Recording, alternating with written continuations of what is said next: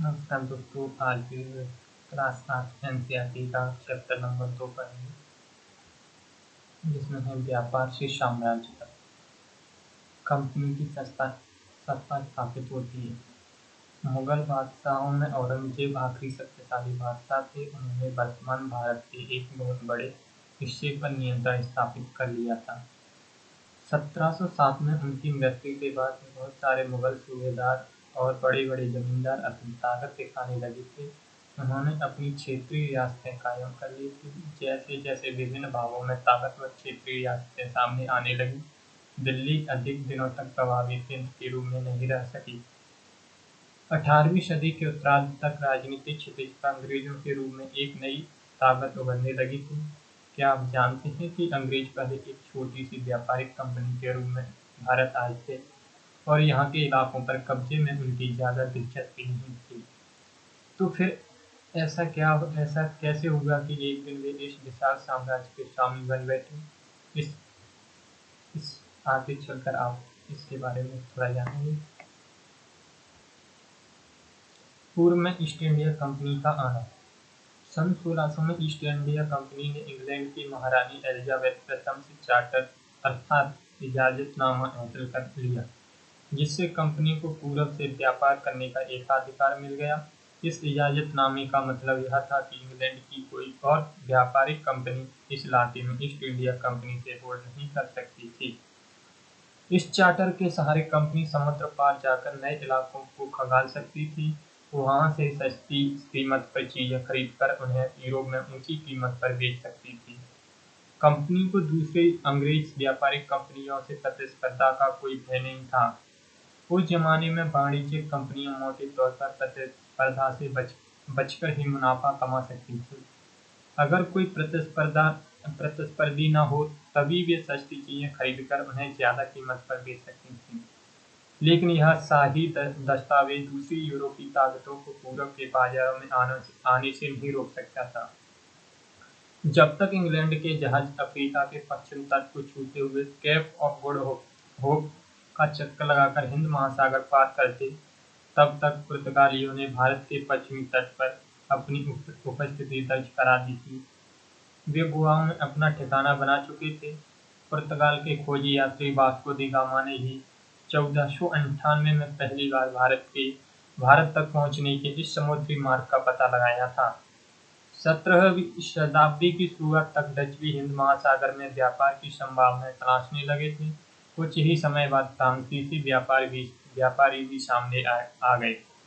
समस्या यही थी कि सारी कंपनियां एक जैसी चीजें ही खरीदना चाहती थी। यूरोप के बाजारों में भारत के बने बारीक सूती कपड़े और रेशम की जबरदस्त मांग थी। इनके अलावा काली मिर्च, लौंग, इलायची, दालचीनी की भी जबरदस्त मांग रहती थी।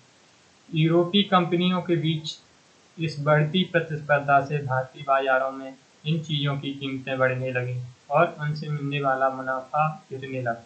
अब इन व्यापारिक कंपनियों के फलने-फूलने का यही एक रास्ता था कि वे अपनी प्रतिस्पर्धी कंपनियों को खत्म कर दें। लिहाजा बाजारों पर कब्जे की इस होड़ ने व्यापारिक कंपनियों के बीच लड़ाइयों की शुरुआत कर दी। 17वीं और 18वीं सदी में जब भी मौका मिलता, कोई सी एक कंपनी किसी दूसरी कंपनी के जहाज डुबो देती थी, रास्ते में रुकावट खड़ी कर देती थी और माल से लदे जहाजों को आगे बढ़ने से रोक देती थी। यह व्यापार हाथियों की मदद से चल रहा था और व्यापारिक चौकियों को किलेबंदी के जरिए सुरक्षित रखा जाता था। अपनी बस्तियों को किलेबंद करने और व्यापार में मुनाफा कमाने की इन कोशिशों के कारण स्थानीय शासकों से भी टकराव होने लगे। इस प्रकार व्यापार और राजनीति को एक दूसरे से अलग रख पाना कंपनी के लिए मुश्किल होता जा रहा था। अब इसको और आगे पढ़ते हैं। ईस्ट इंडिया कंपनी बंगाल से व्यापार शुरू करती। पहली इंग्लिश फैक्ट्री 1651 में हुगली नदी के किनारे शुरू हुई। कंपनी के व्यापारी यहीं से अपना काम चलाते थे। इन व्यापारियों को उस जमाने में फैक्टर कहा जाता था। इस फैक्ट्री में वेयर हाउस था, यहाँ निर्यात होने वाली चीजों को जमा किया जाता था। यहीं पर उसके दफ्तर थे, जिनमें कंपनी के अफसर बैठते थे। जैसे जैसे व्यापार फैला, कंपनी ने सौदागरों और व्यापारियों को फैक्ट्री के आसपास आकर बसने के लिए प्रेरित किया। 1696 तक कंपनी ने इस आबादी के चारों तरफ एक किला बनाकर शुरू कर दिया था। 2 साल बाद उसने मुगल अफसरों को रिश्वत देकर 3 गांवों की जमींदारी भी खरीद ली। इनमें से एक गांव कालीकाता था, जो बाद में कलकत्ता बना। अब इसे कोलकाता कहा जाता है। कंपनी ने मुगल सम्राट औरंगजेब को इस बात के लिए भी तैयार कर लिया था कि वह कंपनी को बिना शुल्क चुकाए व्यापार करने का फरमान जारी कर दे। फरमान यानी एक शाही आदेश। कंपनी ज़्यादा से ज़्यादा रियायतें हासिल करने और पहले से मौजूद अधिकारों का ज़्यादा से ज़्यादा फायदा उठाने में लगी हुई थी। उदाहरण के लिए औरंगजेब के फरमान से केवल कंपनी को ही शुल्क मुक्त व्यापार का अधिकार मिला था। कंपनी के जो अफसर निजी तौर पर व्यापार चलाते थे, उन्हें यह छूट नहीं थी, लेकिन उन्होंने भी शुल्क चुकाने से इनकार कर दिया। इससे बंगाल में राजस्व वसूली बहुत कम हो गई। ऐसे में भला बंगाल के नवाब मुर्शिद कुली खान विरोध क्यों न करते। व्यापार से युद्धों तक। 18वीं सदी की शुरुआत में कंपनी और बंगाल के नवाबों का टकराव काफी बढ़ गया था। औरंगजेब की मृत्यु के बाद बंगाल के नवाब अपनी ताकत दिखाने लगे थे। उस समय दूसरी क्षेत्रीय ताकतों की स्थिति भी ऐसी ही थी। मुर्शिद कुली खान के बाद अलीवर्दी खान और उसके बाद सिराजुद्दौला बंगाल के नवाब बने। ये सभी शक्तिशाली शासक थे। उन्होंने कंपनी को रियायतें देने से मना कर दिया। व्यापार का अधिकार देने के बदले कंपनी से नजराने मांगे। उसे सिक्के ढालने का अधिकार नहीं दिया और उसकी किलेबंदी को बढ़ाने से रोक दिया। कंपनी पर धोखाधड़ी का आरोप लगाते हुए उन्होंने दलील दी कि उसकी वजह से बंगाल सरकार की राजस्व वसूली कम होती जा रही है और नवाबों की ताकत कमजोर पड़ रही है। कंपनी टैक्स चुकाने को तैयार नहीं थी। उसके अफसरों ने अपमानजनक चिट्ठियां लिखी और नवाबों व उनके अधिकारियों को अपमानित करने का प्रयास किया। कंपनी का कहना था कि स्थानीय अधिकारियों को बेतुकी मांगने से कंपनी का व्यापार तबाह हो रहा है। व्यापार तभी फल फूल सकता है जब सरकार शुल्क हटा दे। कंपनी को इस बात का भी यकीन था कि अपना व्यापार फैलाने के लिए उसे अपनी आबादी बढ़ानी होगी, गांव खरीदने होंगे और किलों का पुनर्निर्माण करना होगा। ये टकराव दिनों दिन गंभीर होते गए। अंततः इन टकरावों की परिणति प्लासी के प्रसिद्ध युद्ध के रूप में हुई। कठपुतली का मतलब एक खिलौना होता है जिसे आप धागों के सहारे अपने हिसाब से नचाते हैं। जो व्यक्ति किसी और के इशारों पर चलता है उसे भी मजाक उड़ाने के लिए अक्सर कठपुतली कहा जाता है। अब देखते हैं प्लासी का युद्ध। 1756 में अलीवर्दी खान की मृत्यु के बाद सिराजुद्दौला बंगाल के नवाब बने। कंपनी को सिराजुद्दौला की ताकत से काफी भय था। सिराजुद्दौला की जगह कंपनी एक ऐसा कठपुतली नवाब बनाना चाहती थी जो उसे व्यापारिक रियायतें और अन्य सुविधाएं आसानी से देने में आनाकानी न करे। कंपनी ने प्रयास किया कि सिराजुद्दौला के प्रतिद्वंदियों में से किसी को नवाब बना दिया जाए। कंपनी को कामयाबी नहीं मिली। जवाब में सिराजुद्दौला ने हुक्म दिया कि कंपनी उनके राज्य के राजनीतिक मामलों में टांग अड़ाना बंद कर दे, किलेबंदी रोके और बाकायदा राजस्व चुकाए। जब दोनों पक्ष पीछे हटने को तैयार नहीं हुए तो उन्होंने 30,000 सिपाहियों के साथ नवाब ने कासिम बाजार में स्थित एक इंग्लिश फैक्ट्री पर हमला बोल दिया। नवाब की फौजों ने कंपनी के अफसरों को गिरफ्तार कर लिया, गोदाम पर ताला डाल दिया, अंग्रेजों के हथियार छीन लिए और अंग्रेज जहाजों को घेरे में ले लिया। इसके बाद नवाब ने कंपनी के कलकत्ता स्थित किले पर कब्जे करने के लिए उधर का रुख किया। कलकत्ता के हाथ से निकल जाने की खबर सुनने पर मद्रास में तैनात कंपनी के अफसरों ने भी रॉबर्ट क्लाइव के तुरंत नेतृत्व में सेनाओं को रवाना कर दिया। इस सेना को नौसैनिक बेड़े की मदद भी मिल रही थी। इसके बाद नवाब के साथ लंबे समय तक सौदेबाजी चली। आखिरकार 1757 में रॉबर्ट क्लाइव ने प्लासी के मैदान में सिराजुद्दौला के खिलाफ कंपनी की सेना का नेतृत्व किया। नवाब सिराजुद्दौला की हार का एक बड़ा कारण उसके सेनापतियों में से एक सेनापति मीर जाफर की कारगुजारियां भी थीं। मीर जाफर की टुकड़ियों ने इस युद्ध में हिस्सा नहीं लिया। रॉबर्ट क्लाइव ने यह कहकर उसे अपने साथ मिला लिया था कि सिराजुद्दौला को हटाकर मीर जाफर को नवाब बना दिया जाएगा। प्लासी की जंग इसलिए महत्वपूर्ण मानी जाती है क्योंकि भारत में यह कंपनी की पहली बड़ी जीत थी। प्लासी की जंग के बाद सिराजुद्दौला को मार दिया गया और मीर जाफर नवाब बना। कंपनी अभी भी शासन की जिम्मेदारी संभालने को तैयार नहीं थी। उसका मूल उद्देश्य तो व्यापार को फैलाना था। अगर यह काम स्थानीय शासकों की मदद से बिना लड़ाई लड़े ही किया जा सकता था तो किसी राज्य को सीधे अपने कब्जे में लेने की क्या जरूरत थी। जल्द ही कंपनी को एहसास होने लगा कि यह रास्ता भी आसान नहीं है। कठपुतली नवाब भी हमेशा कंपनी के इशारों पर नहीं चलते थे। आखिरकार उन्होंने भी तो अपनी प्रजा की नज़र में सम्मान और संप्रभुता दिखावा करना पड़ता था। तो फिर कंपनी क्या करती? जब मीर जाफर ने कंपनी का विरोध किया तो कंपनी ने उसे हटाकर मीर कासिम को नवाब बना दिया। जब मीर कासिम परेशान करने लगा तो बक्सर की लड़ाई 1764 में उसको भी हराना पड़ा। उसे बंगाल से बाहर कर दिया गया और मीर जाफर को दोबारा नवाब बनाया गया। अब नवाब को हर महीने 5 लाख रुपए कंपनी को चुकाने थे। कंपनी अपने सैनिक खर्चों से निपटने, व्यापारिक जरूरतों तथा अन्य खर्चों को पूरा करने के लिए और पैसा चाहती थी। कंपनी और ज्यादा इलाके तथा और ज्यादा कमाई चाहती थी। 1765 में जब मीर जाफर की मृत्यु हुई तब तक कंपनी के इरादे बदल चुके थे। कठपुतली नवाबों के साथ अपने खराब अनुभवों को देखते हुए क्लाइव ने ऐलान किया कि अब हमें खुद ही नवाब बनना पड़ेगा। आखिरकार 1765 में मुगल सम्राट ने कंपनी को ही बंगाल प्रांत का दीवान नियुक्त कर दिया। दीवानी मिलने के कारण कंपनी को बंगाल के विशाल राजस्व संसाधनों पर नियंत्रण मिल गया था। इस तरह कंपनी की एक पुरानी समस्या हल हो गई थी। 18वीं सदी की शुरुआत से ही भारत के साथ उसका व्यापार बढ़ता जा रहा था, लेकिन उसे भारत में ज्यादातर चीजें ब्रिटेन से लाए गए सोने और चांदी के बदले में खरीदनी पड़ती थी। इसकी वजह ये थी कि उस समय ब्रिटेन के पास भारत में बेचने के लिए कोई चीज नहीं थी। प्लासी की जंग के बाद ब्रिटेन से सोने की निकासी कम होने लगी और बंगाल की दीवानी मिलने के बाद तो ब्रिटेन से सोना लाने की जरूरत ही नहीं रही।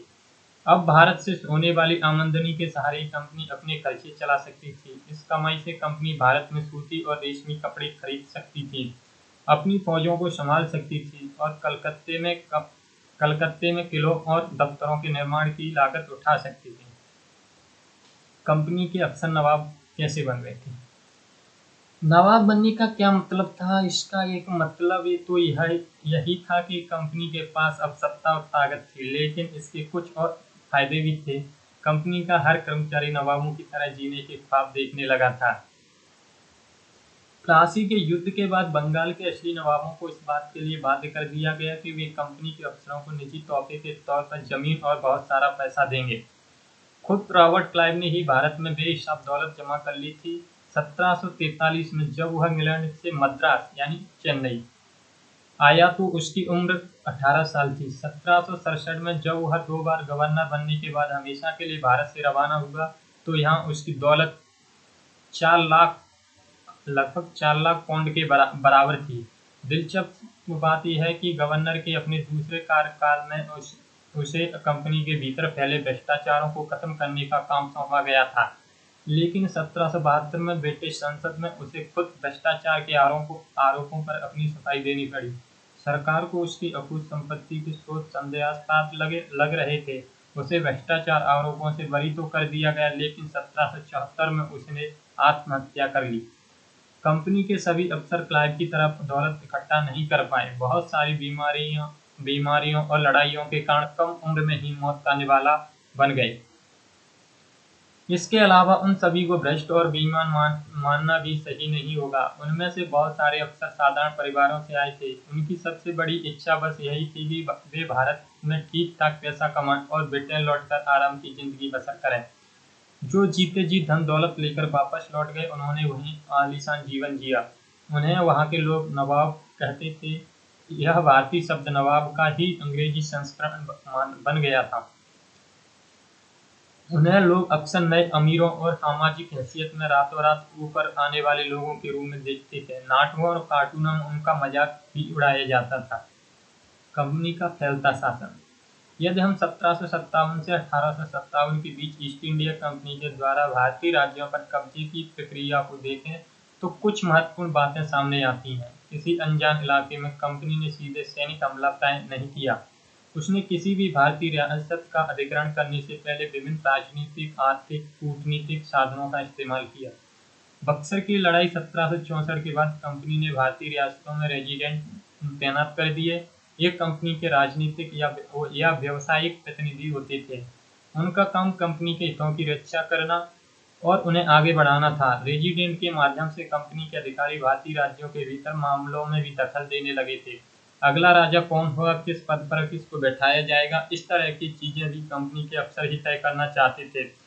कई बार कंपनी ने रियासतों पर सहायक संधि भी थोप दी। जो रियासत इस बंदोबस्त को मान लेती थी उसे उसे अपनी स्वतंत्र सेना रखने का अधिकार नहीं रहता था। उसे कंपनी की तरफ से सुरक्षा मिली थी और सहायक सेना के रखरखाव के लिए वो कंपनी को पैसा देती थी। अगर भारतीय शासक रकम अदा करने में चूक जाते थे तो जुर्माने के तौर पर उनका इलाका कंपनी अपने कब्जे में ले लेती थी। उदाहरण के लिए जब रिचर्ड बेलेजली गवर्नर जनरल 1798 से 1805 था, उस समय अवध के नवाब को 1801 में अपना आधा इलाका कंपनी को सौंपने के लिए मजबूर किया गया, क्योंकि नवाब सहायक सेना के लिए पैसा अदा करने में चूक गए थे। इसी आधार पर हैदराबाद के भी कई इलाके छीन लिए गए। टीपू सुल्तान, शेर-ए-मैसूर। जब कंपनी को अपने राजनीतिक और आर्थिक हितों पर खतरा दिखाई दिया तो कंपनी ने प्रत्यक्ष सैनिक टकराव का रास्ता भी अपनाया। दक्षिण भारतीय राज्य मैसूर के उदाहरण से यह बात समझी जा सकती है। हैदर अली, शासनकाल था उनका 1761 से 1782 और उनके विख्यात पुत्र थे टीपू सुल्तान। शासनकाल था 1782 से 1799। जैसे शक्तिशाली शासकों के नेतृत्व में मैसूर काफी ताकतवर हो चुका था। मालावर तट पर होने वाला व्यापार मैसूर रियासत के नियंत्रण में था, जहां से कंपनी काली मिर्च और इलायची खरीदती थी। 1785 में टीपू सुल्तान ने अपनी रियासत में पड़ने वाले बंदरगाहों से चंदन की लकड़ी, काली मिर्च और इलायची का निर्यात रोक दिया। सुल्तान ने स्थानीय सौदागरों को भी कंपनी के साथ कारोबार करने से रोक दिया था। टीपू सुल्तान ने भारत में रहने वाली फ्रांसीसी व्यापारियों से घनिष्ठ संबंध विकसित किए और उनकी मदद में से अपनी सेना का आधुनिकीकरण किया। सुल्तान के इन कदमों से अंग्रेज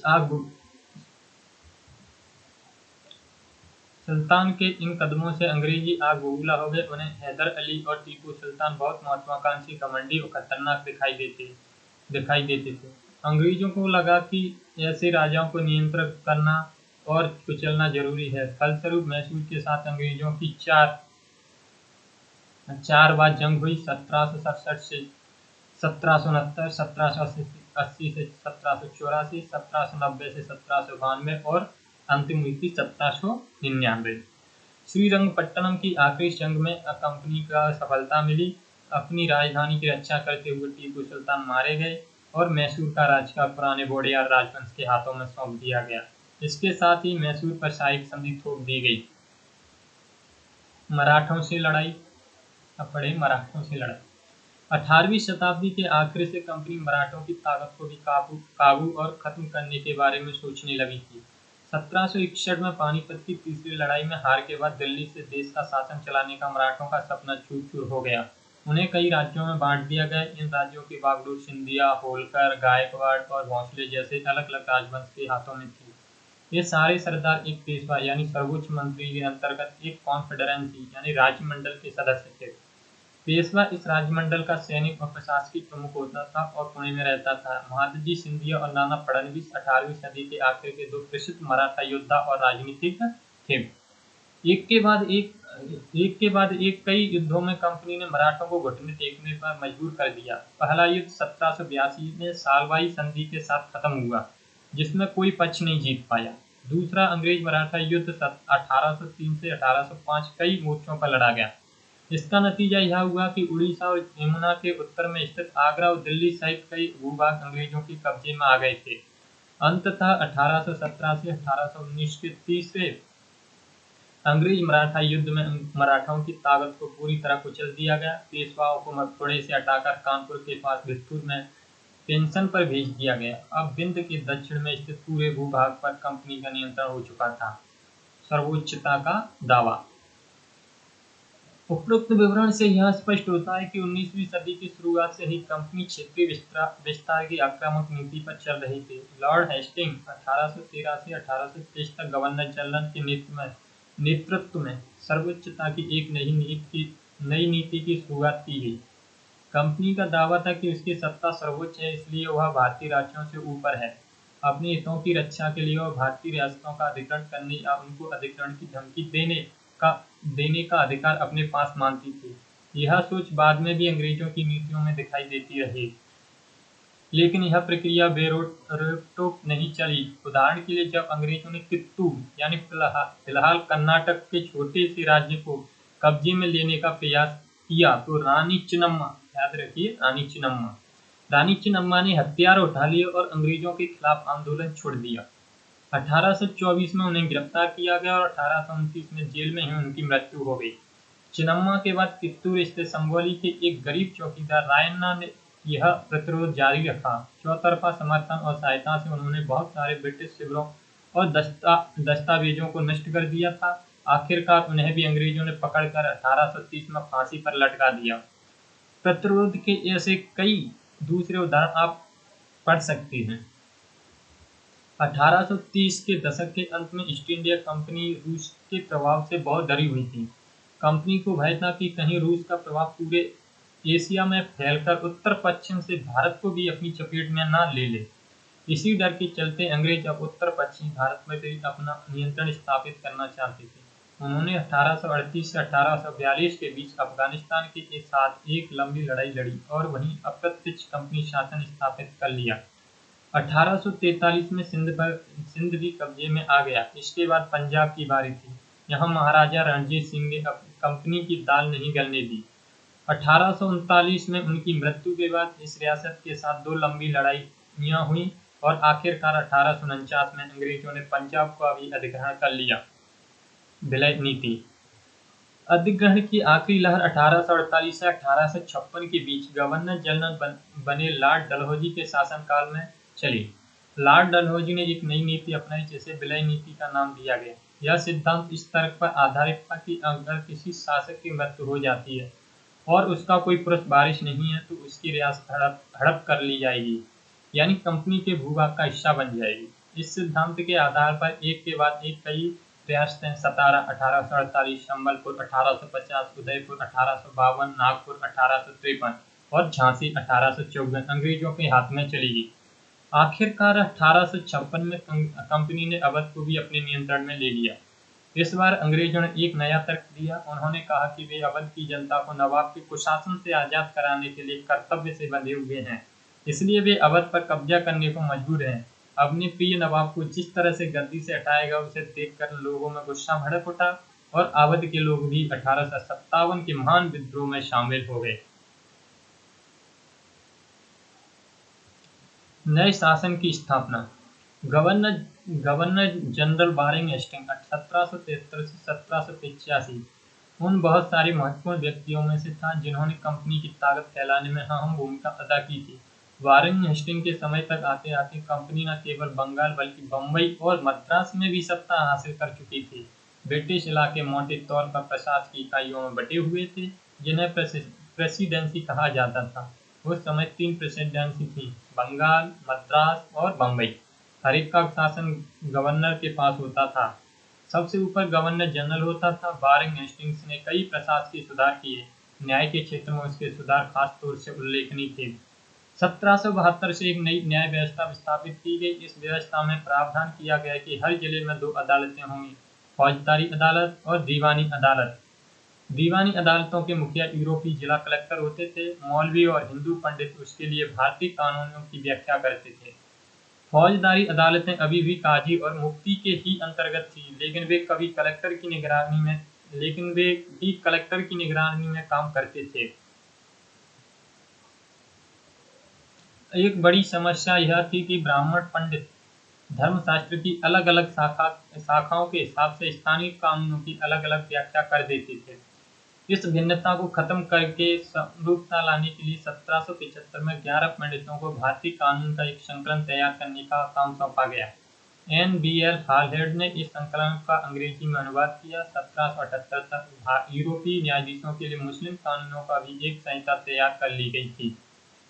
1773 के रेगुलेटिंग एक्ट के तहत एक नए सर्वोच्च न्यायालय की स्थापना की गई। इसके अलावा कलकत्ता में अपीली अदालत, सदर निजामत अदालत का भी स्थापना की गई।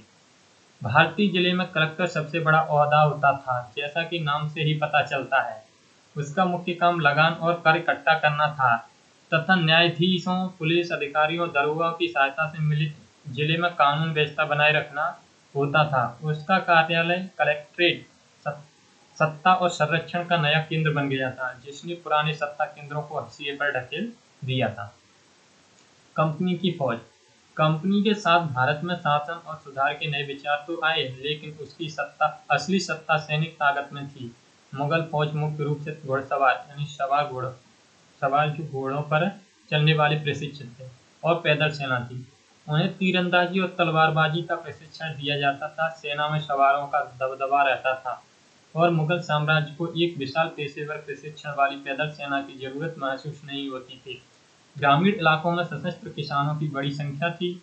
स्थानीय जमींदार मुगलों को जरूरत पड़ने पर पैदल सिपाही मुहैया कराते थे। 18वीं सदी में जब अवध और बनारस जैसी रियासतों में किसानों को भर्ती करके उन्हें पेशेवर सैनिक प्रशिक्षण दिया जाने लगा तो यह सूरत बदलने लगी। ईस्ट इंडिया कंपनी ने जब अपनी सेना के लिए भर्ती शुरू की तो उसने भी यह तरीका अपनाया।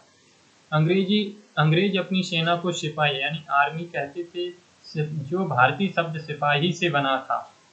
1820 के दशक में जैसे जैसे युद्ध तकनीकी बदलने लगी, कंपनी की सेना में घुड़सवार टुकड़ियों की जरूरत कम होती गई। इसकी वजह यह थी कि ब्रिटिश साम्राज्य बर्मा, अफगानिस्तान और मिस्र में भी लड़ रहा था, जहां सिपाही मस्केट यानी तोड़ेदार बंदूक और मैचलॉक से लैस होते थे। कंपनी की सेना के सिपाहियों को बदलती सैनिक आवश्यकताओं का ध्यान रखना पड़ता था, और अब उसकी पैदल टुकड़ी ज्यादा महत्वपूर्ण होती जा रही थी। 19वीं सदी की शुरुआत में अंग्रेज एक समरूप सैनिक संस्कृति विकसित करने लगे थे। सिपाहियों को यूरोप ढंग का प्रशिक्षण, अभ्यास और अनुशासन सिखाया जाने लगा। अब उनका जीवन पहले से भी ज्यादा नियंत्रित था। इस कोशिश में कभी कभी समस्या भी आ जाती थी, क्योंकि पेशेवर सिपाहियों की सेना खड़ा करने के चक्कर में अंग्रेज कई बार जाति और समुदाय की भावनाओं को नजरअंदाज कर देते थे। भला लोग अपनी जाति और धार्मिक भावनाओं को इतनी आसानी से कैसे छोड़ सकते थे? क्या वे खुद को अपने समुदाय का सदस्य मानने की बजाय सिर्फ सिपाही मान सकते थे? सिपाही क्या महसूस करते थे? अपने जीवन और अपनी पहचान यानी वे कौन हैं, इस बात के एहसास में जो बदलाव आ रहे थे, उनको सिपाहियों ने किस तरह देखा? 1857 का विद्रोह हमें सिपाहियों की इस दुनिया की झलक दिखाता है। निष्कर्ष यानी कंक्लूजन। ईस्ट इंडिया कंपनी एक व्यापारिक कंपनी से बढ़ते बढ़ते एक भौगोलिक औपनिवेशिक शक्ति बन गई। 19वीं सदी की शुरुआत में नई भाप तकनीकी के आने से यह प्रक्रिया और तेज हुई। तब तक समुद्र मार्ग से भारत पहुंचने में 6 से 8 माह का समय लग जाता था। भाप से चलने वाली जहाजों ने यह यात्रा 3 हफ्तों में समेट दी। इसके बाद तो ज्यादा से ज्यादा अंग्रेज और उनके परिवार भारत जैसे दूर देशों में आने लगे। 1857 तक भारतीय उपमहाद्वीप के 63% भूभाग और 78% आबादी पर कंपनी का सीधा शासन स्थापित हो चुका था। देश के शेष भूभाग और आबादी पर कंपनी का प्रत्यक्ष प्रभाव था। इस प्रकार व्यावहारिक स्तर पर ईस्ट इंडिया कंपनी पूरे भारत को अपने नियंत्रण में ले चुकी थी। ये होता है आपका पार्ट सेकंड खत्म। Thank you.